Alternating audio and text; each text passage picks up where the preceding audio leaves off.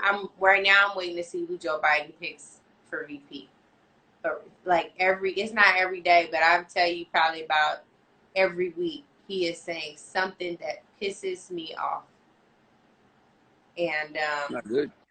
It's no, it's not good. But I'm like, okay, it's mid-July.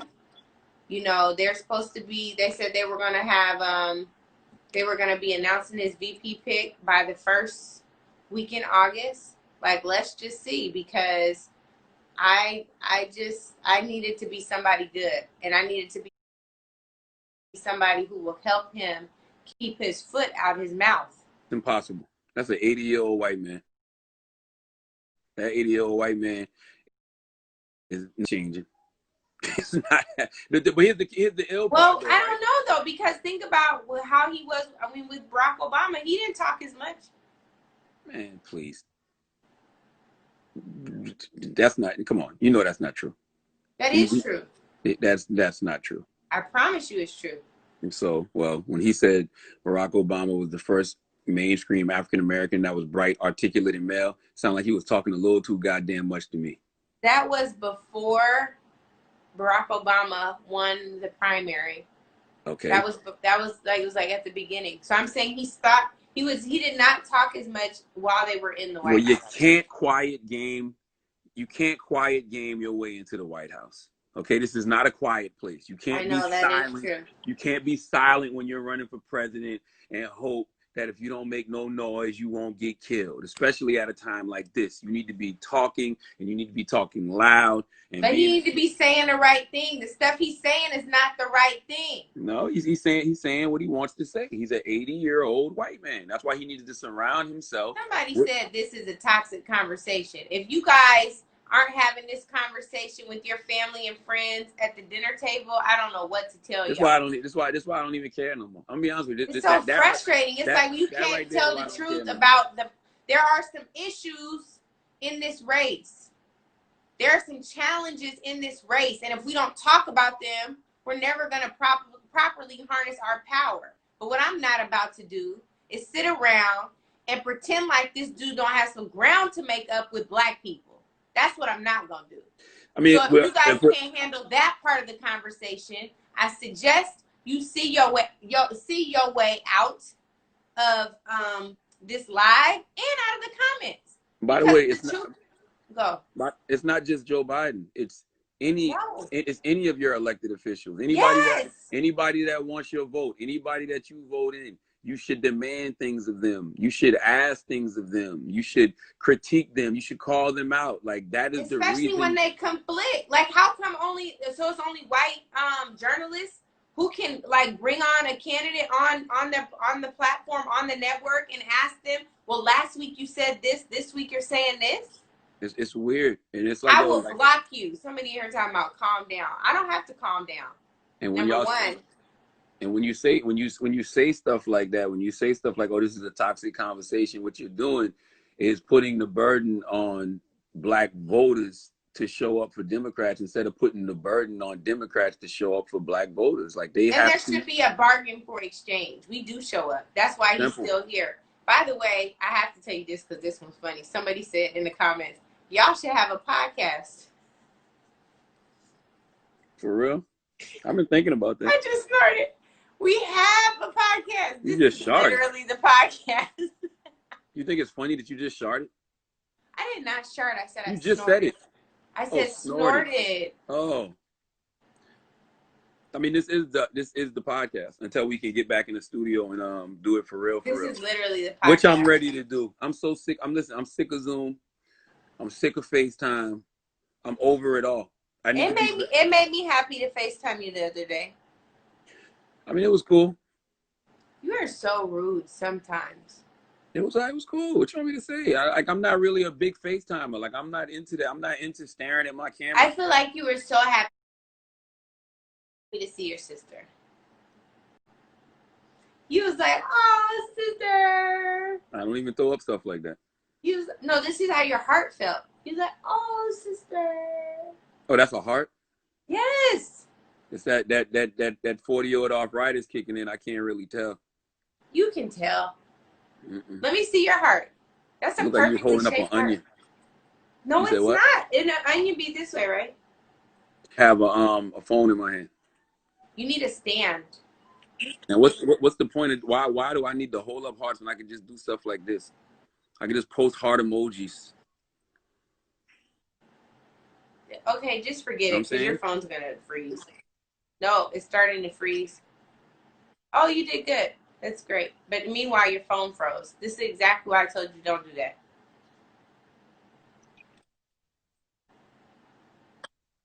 Your phone really froze. You shouldn't do anything else on your phone.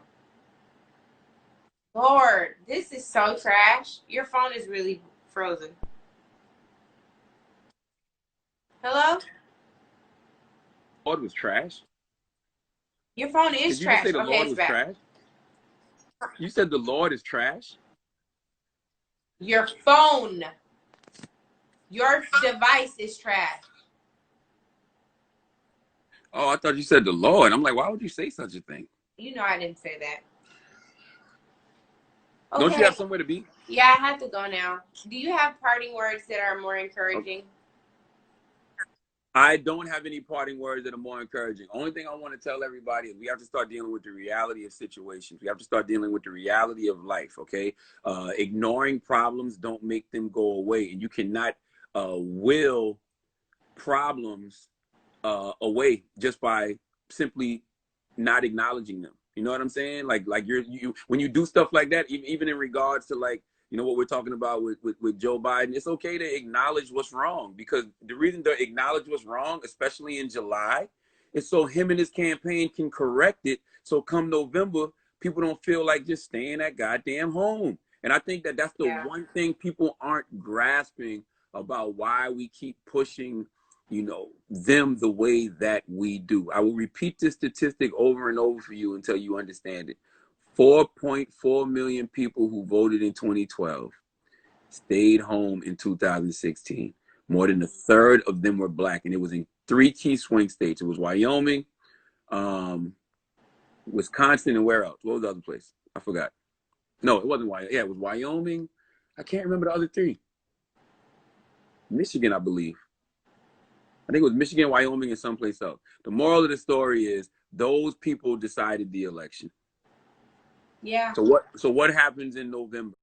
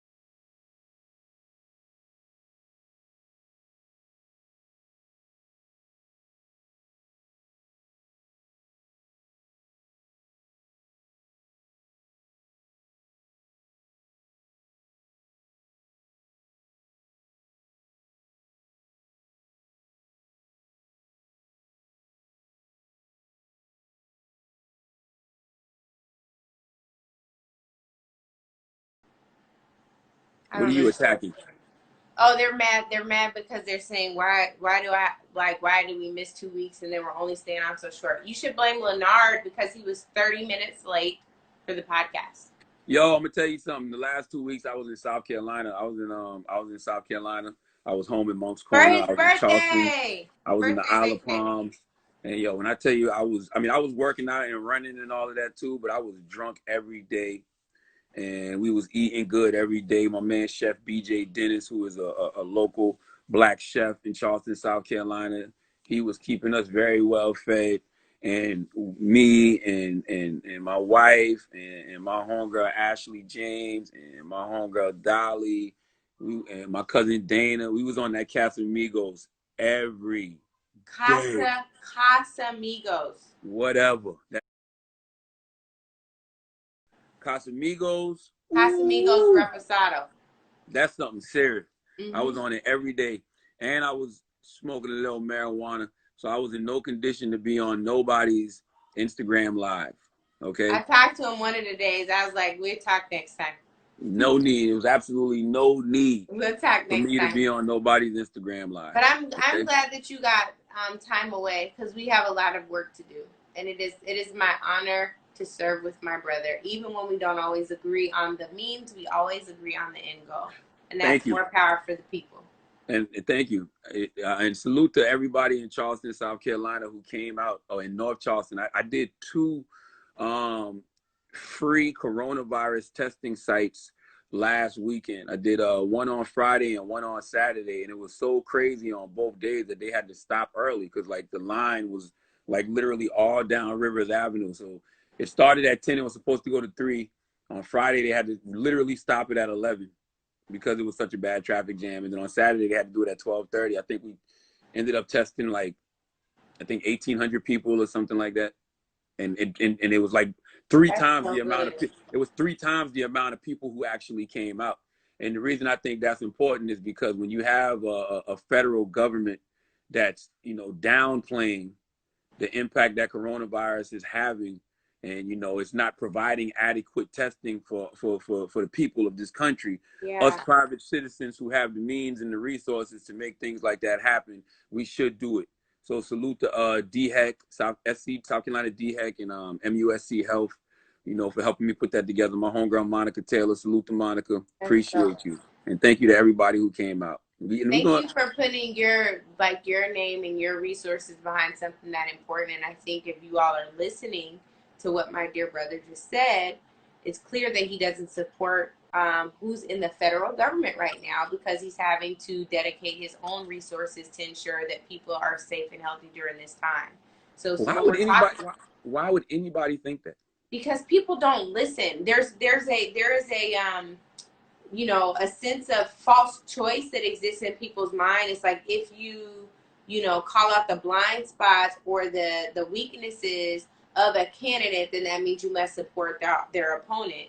And what you're really saying is, and I'm about to mess up this James Baldwin quote, but basically like, because I love this so much, I reserve the right to critique the thing. Because I love America more than any other country, and since I do, I reserve the right to critique it. I'm sure I misquoted that, but I think I got the beginning right. You just misquoted words to me. Thank you for that tag. It is. It's very close. I do know James Baldwin said I love America more than any other country. I know that's the beginning of it, at least. Yeah. No, and it's the point is that we're saying that we I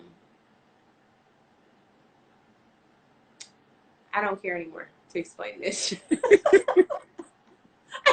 Nigga, that's how I feel too. It is what it is. Like, it is what it is. If you guys watch any of my clips and take away that I'm supporting Trump, kiss my ass. That's what I have to say to you. That goes back to what I was saying earlier, man. It's this era of implication. People always want to imply what it is you meant to say. Judge me off my words and my actions. Judge me off my words and my actions, right? And really, you should judge me off my actions more than you judge me off my words. But if I give you words. But your words, the thing about you that people are going to learn today, and if not tomorrow, your words align with your actions. There's not a gap between what you say and what you do. That's called living a life that's not filled with hypocrisy. Every now and then you'll make a mistake or fall short. That doesn't mean that you're a hypocrite. It means you're human. But generally, your words align with your actions. That's the point. Yes. But all I'm saying, yeah, I agree with you. All I'm saying is if I give you a bunch of words, there's no need to imply what I said. I said what the fuck I said. I said what I said. That's the name of this podcast. There's no implication. I said what I said. Yeah, there's no need to imply anything. I said this, and you can critique me based off what I gave you. And basically what you're saying is, since your boy loves qualified immunity so much, he should go ahead and extend that to the radio host, huh? I don't even know what that means. Okay, well, on that note, I'll talk to you next time. All right, peace. Bye. Bye, y'all. Talk to you soon. It's been real.